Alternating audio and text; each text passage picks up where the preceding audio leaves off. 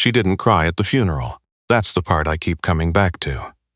Marigold was 4 years old when her mother died, and she stood at that graveside in her little navy dress and her white tights, and she held my hand and she watched them lower the casket, and she did not make a single sound.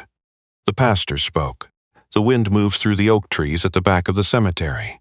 A few of Claire's co-workers wept quietly behind us, and Marigold just watched, still as a stone, still as something much older than 4 years old.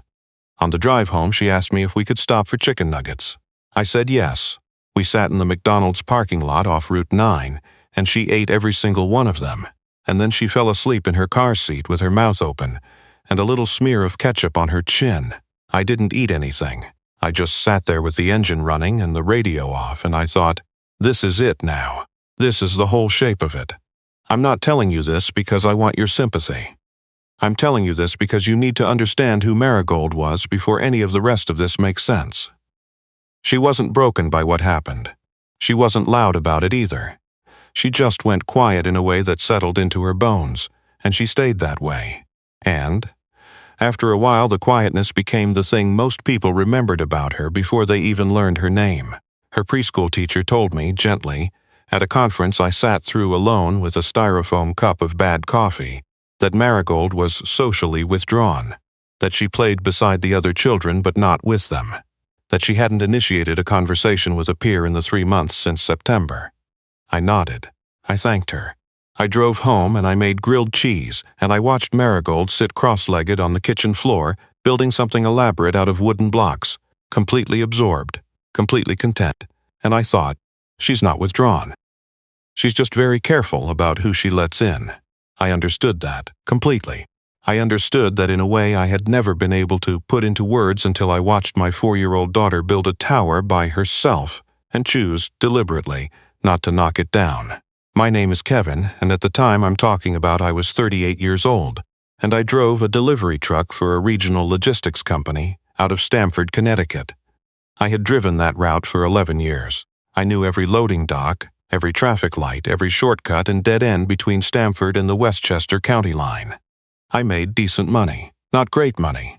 Decent. Enough for rent on a 2-bedroom apartment on the 2nd floor of a house on Greenfield Avenue. Enough for groceries and the occasional pizza Friday. Enough to keep Marigold in new sneakers when she outgrew the old ones, which happened, I swear, approximately every 6 weeks. I was not a man anyone would have noticed walking into a room. I was not the kind of man who walked into rooms in a way that made people look up. I was just a guy in a brown jacket who knew how to parallel park a 40-foot truck, and how to make a pretty good pot of chili, and how to French braid hair, which I had learned from YouTube tutorials at midnight when Marigold was 2, because Claire was already sick by then, and I knew I needed to know. That is who I was. That is all I was. And I want to be clear about that because what happened didn't happen to me because I was exceptional. It happened to me because I was present. Those are different things. I spent a long time not understanding that they were different, and then one afternoon in March I watched my daughter reach out and take a stranger's hand, and I started to understand. The job that day was a commercial delivery to a building I'd been to maybe twice before, one of those new glass towers they put up along the waterfront in Greenwich, the kind that has a lobby that looks more like a hotel than an office building. Polished stone floors, a wall of windows facing the water, a receptionist behind a desk that probably cost more than my truck. I had 3 pallets of catering equipment for a corporate event on the 14th floor. Chafing dishes, folding tables, the kind of stuff you rent when you're throwing a party for 200 people. I had a dolly and a hand truck and a service elevator the size of a closet. It was a Wednesday. It was raining. Marigold had a half day. Here's where I need to back up and explain something that feels embarrassing to explain but is necessary. I did not have reliable childcare in March. I had my neighbor Ruth Ann, who was 71 and wonderful, and watched Marigold 2 afternoons a week, and I had a backup sitter, a college student named Tyler, who was mostly reliable except when he wasn't. And on this particular Wednesday, Tyler had texted me at 6 in the morning to say he had the flu, and Ruth Ann was visiting her daughter in Rhode Island, and I had already used my 2 personal days for the year on school events, and this delivery could not be rescheduled. So Marigold came with me. She was 5 by then. I had cleared it, sort of, with my dispatcher. I told him she was quiet and well-behaved and wouldn't be a problem. And he said, "Kevin, I did not hear you say that," which I understood to mean he was not going to make it a problem either. I strapped her into the passenger seat with her backpack and her water bottle, and her current most important possession, which was a small stuffed rabbit named Frank, and we drove to Greenwich in the rain. She was quiet the whole way. She watched the highway and the overpasses and the rain on the window, and she held Frank by one ear, the way she always did, and she didn't ask me anything. She just watched.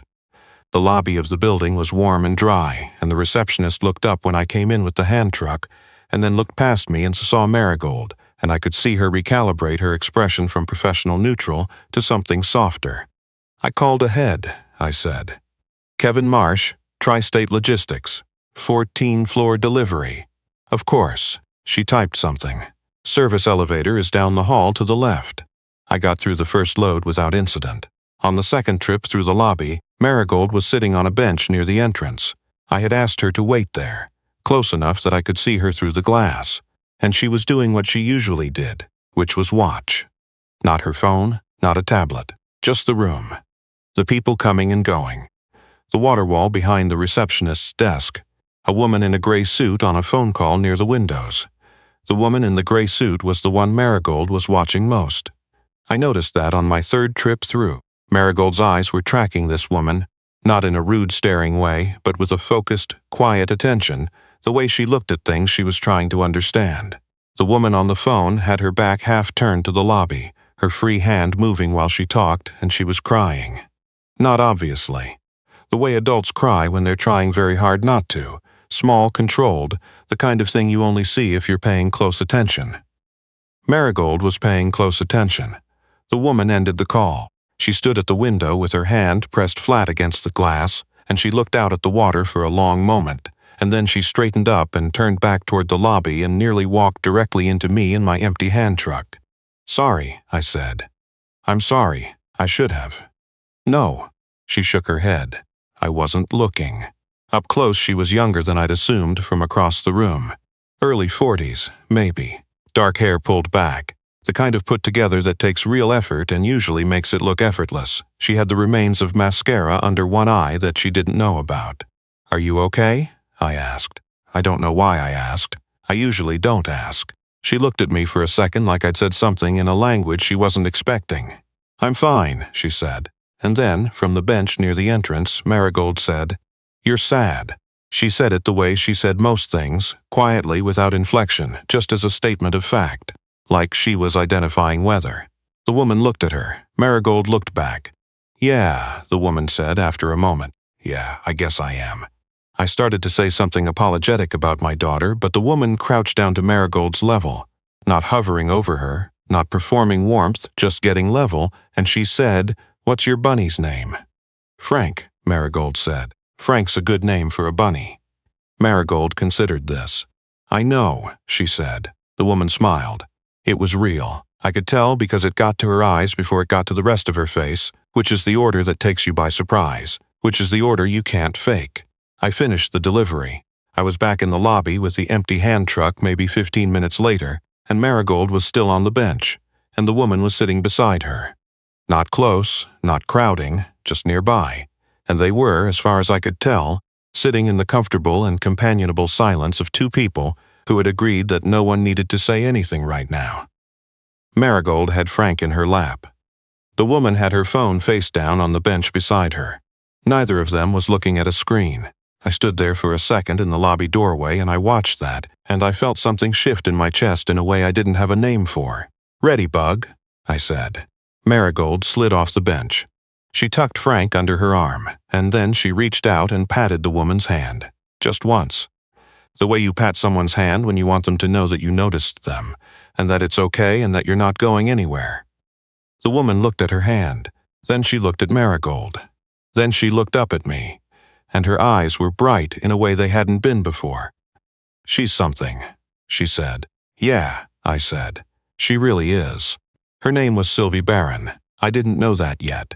I found out 2 days later when someone from a private number called my dispatch line and asked for Kevin Marsh and said she was calling on behalf of Ms. Barron from the Barron Group, and could I confirm that I was the driver who made the catering delivery to 400 Harborview on Wednesday. I said yes. I thought I was in trouble. I spent about 30 seconds reviewing the delivery in my head, trying to figure out what I'd done wrong. What I had done wrong, it turned out, was nothing. Sylvie Barron wanted my contact information. She wanted to say something. She wanted the assistant's phrasing was careful and slightly formal, to express appreciation. I said that wasn't necessary. The assistant said Ms. Barron had been quite clear. What arrived at the dispatch office the next day was a card. Cream-colored, handwritten, not printed, and a gift card to the children's bookstore in downtown Stamford. The card said, in handwriting that was small and slanted and harder to read than it looked, "Your daughter sat with me when I needed someone to sit with me. I don't think she knew she was doing it. Please tell her Frank is a very good name for a rabbit." There was also a number, just the number, nothing else. I did not call it for 3 weeks. I want to be honest about why. It wasn't because I wasn't interested. It was because I was terrified. Not in the way people mean when they say they're terrified of something romantic. In a specific, located way. In the way you're terrified when you know that what you're about to do could change the shape of your life. And the shape of your life right now is fragile and functional. And you have built it very carefully, and you are not sure you have the right to risk it. I had Marigold to think about. I had myself to think about. And there was something else, something harder to explain. I didn't feel like I was on the same level as a woman who got cards hand-delivered by assistants. I didn't feel like the same species as a person who had a lobby like that, an office like that, a phone call that could make her cry in a way she thought no one was watching. I was a guy who drove a truck. I ate lunch from a cooler. I had a 5-year-old who still occasionally climbed into my bed at 3 in the morning and just wanted to be close. What would I even say? I said nothing for 3 weeks. And then on a Saturday morning in April, Marigold found the card. I had left it on the kitchen counter under a pile of mail, and she pulled it out. She was learning to read, working through things letter by letter, and she sounded out Frank and Rabbit and looked up at me and said, "Daddy, is this about Frank?" "Yeah, Bug, it is." She held the card for a minute. She looked at it. Then she handed it back to me with both hands, the way she handled things she thought were important, and she said, "You should call." I said, "You think so?" She had already moved on to her cereal. She didn't look up again. "Yeah," she said. I called that afternoon. Sylvie Barron answered on the 3rd ring, which surprised me. I had expected an assistant. I had prepared for an assistant. I had a whole sentence ready about who I was and why I was calling that I had practiced in the truck that morning. She just said, "Hello?" And I said, "Hi, this is Kevin, from the delivery." There was a pause, and then she laughed. Not at me, not in a dismissive way, just this real unguarded sound, like she hadn't expected to laugh and did anyway, and she said, "From the delivery." "Okay. Yes. Hi, Kevin, from the delivery." I said I wanted to thank her for the card and the gift card. She said there was nothing to thank her for. I said Marigold had loved the bookstore, which was true. I had taken her the following Saturday, and she had stood in front of the picture book display for 20 minutes and selected, after deep deliberation, a book about a dog who learns to drive a bus, which had since been read aloud by me approximately 47 times. Sylvie said that sounded like a very important book. I said it was. We talked for 40 minutes. I don't know how. It wasn't a conversation that had a plan or a shape. She told me she'd been on the phone that day in the lobby with her mother, who was in a memory care facility in Fairfield County, who had that morning not remembered her name. I said I was sorry. She said she was learning how to be sorry about it without it stopping her, and that she was still learning. I told her about Claire. I hadn't talked about Claire with a stranger in a long time. It came out differently than it usually did. Not as a fact to be managed, but as a thing that had happened to a person I loved, and was still happening in the ways things like that don't ever entirely stop happening. She didn't say she was sorry for my loss. She didn't say any of the things people said. She said, Marigold must have been very small. I said she was. I said she still was, kind of. I said she was currently mostly concerned with a stuffed rabbit, and whether dogs could learn to drive, and that this seemed about right to me. Sylvie said she thought it seemed about right too. When we finally got off the phone, I was parked in my own driveway in the dark, and the kitchen light was on, and I could see Ruth Ann through the window moving around in there. And I sat in the truck for a minute longer than I needed to, and I thought about how long it had been since I'd talked to someone like that, since I'd wanted to. A long time, a very long time. We met in person 6 weeks later. Coffee, a Saturday morning, a place in Stamford she said she'd been wanting to try. I showed up 8 minutes early and sat at a corner table and read the menu 3 times without absorbing any of it. She was 4 minutes late. She came in still pulling off her coat, hair slightly damp from the rain. And she looked around and found me, and the expression that crossed her face when she saw me, just for a second before she got her face back under control, was something I am going to keep for the rest of my life. We stayed for 3 hours.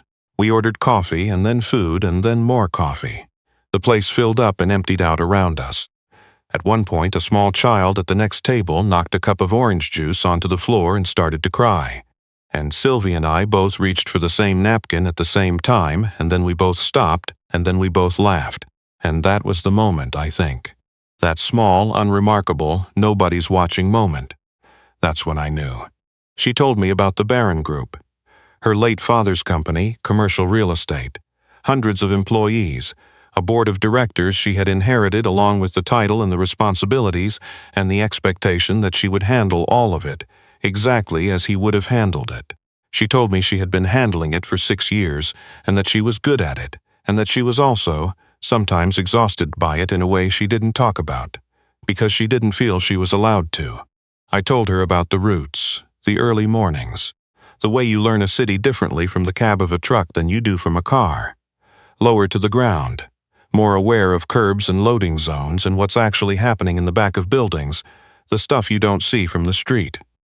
I told her I liked the work. I meant it. She looked at me like she was checking whether I meant it, and then she nodded like she'd confirmed something. Most people apologize for their jobs, she said. Most people probably have different jobs than I do, I said. Maybe. She wrapped both hands around her mug. Or maybe most people are just less honest about what they actually like. I thought about that for a second. I said, "Your dad built it from nothing?" She said, "Yes, 40 years. One property at a time." I said, "Then you know what it is to like a thing you built." She looked at her coffee. Then she looked at me. She said, "Yeah, I do. I want to skip ahead here, because the middle part, the months of phone calls, the second coffee, the afternoon I drove up to Greenwich on a Saturday, and she showed me the harbor walk, the evening she came to Stamford and I made that pot of chili, and she ate 2 bowls and said it was legitimately the best chili she'd ever had, which I did not believe but appreciated. All of that is mine. That part is ours. I'm not going to package it up and give it away. What I'll tell you is what happened in October. Marigold had been told about Sylvie. I had been careful about this. I had not rushed it and I had not hidden it. I had told Marigold, in the straightforward way you tell a 5-year-old a true thing, that there was a woman I liked talking to and that I thought Marigold might like her too. Marigold had said, "Is she nice?" I said I thought she was. Marigold had considered this. Then she said, "Does she like dogs?" I said I would find out. She did. But actually meeting her was something Marigold had not agreed to yet. Not refused, not avoided, just not said yes to. And I had not pushed. I had learned, in 5 years, that pushing Marigold toward anything was the single most effective way to ensure she went in the opposite direction. She moved toward things in her own time and in her own way, and the best thing I could do was make sure that when she moved, there was something good waiting. In October, Sylvie was at a charity gala at a venue in Stamford. One of those things she attended because the Barron Group was a sponsor and her presence was expected. I was not there. I was at home with Marigold, and we had eaten dinner, and Marigold was in her pajamas, and we were reading the bus-driving dog book for what I believe was the 53rd time, when my phone buzzed. A text from Sylvie, running early. Event doesn't start for 45 min. I'm at a coffee place down the block from you. Is that weird? I said it wasn't weird. She said, I don't want to intrude.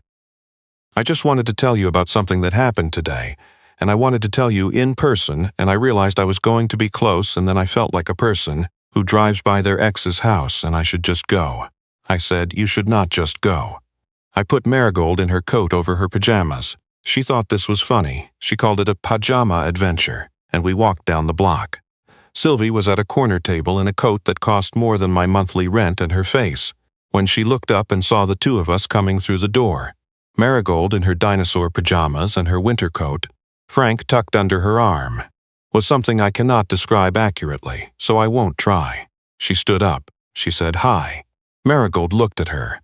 Marigold looked for a long time. In that way she had, that measuring serious way. And then Marigold walked across the coffee shop, not fast, not slow, just decided. And she held up Frank. She didn't say anything, she just held him up. The way you offer something you value to someone you want to include. Sylvie looked at Frank. Then she looked at Marigold. "Can I hold him?" she said. Marigold handed him over. She watched Sylvie hold Frank with both hands, carefully, the way you're supposed to hold something important. And then Marigold climbed up into the chair across from Sylvie, and she picked up the little paper sleeve from Sylvie's coffee cup and she started folding it into something. And Sylvie watched her, and neither of them said a word. I stood there at the door of a coffee shop in Stamford, Connecticut in October, in my work jacket, watching my daughter and this woman sit across from each other in a comfortable, mutual, entirely self-sufficient silence, and I thought about what it means to be seen. Not performed for. Not explained to. Just seen. Marigold had done it for Sylvie in a hotel lobby in March, without knowing she was doing it. And now Sylvie was doing it back.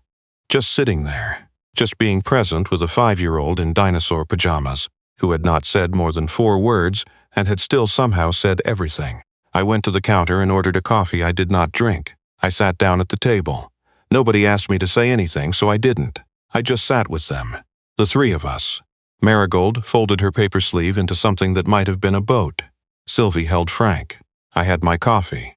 Outside the window, the October dark came down over the street, and the lights in the shop were warm, and I thought, I did not plan for this. I did not earn this. I just showed up for work one Wednesday in the rain, and I was patient with my daughter, and I waited. That's all I did. That's the whole of it. I know there are people listening to this who are somewhere in the middle right now. Not the beginning and not the end. Just the middle, where it's longest and hardest, and you can't see past either side of it. I know what it is to eat lunch from a cooler and drive home to an apartment that is very quiet after the child has gone to sleep, and to wonder, not in a dramatic way, just in the ordinary everyday way, whether the shape of your life has already been decided, whether you've already used up the part where something surprises you. I am here to tell you, from the other side of a Wednesday in the rain, you have not. You have not used that up. But here is the thing I want you to hear most. The thing I figured out somewhere between that lobby and that coffee shop, and all the ordinary evenings in between. The realest thing you can do for another person is to sit with them when they are sad and not try to fix it. To see them when they are being invisible and let them know you noticed. To hold something carefully when they hand it to you. My daughter knew this at 5 years old. She didn't learn it from me. She just knew it the way some people know things they've never been taught. Who is the person in your life who sat with you like that? Who held whatever you handed them carefully, with both hands? If they're still around, and I hope they are, I think you probably know what I'm going to say. Tell them. Tell them what it was worth. That's the favor I'm asking, that's all.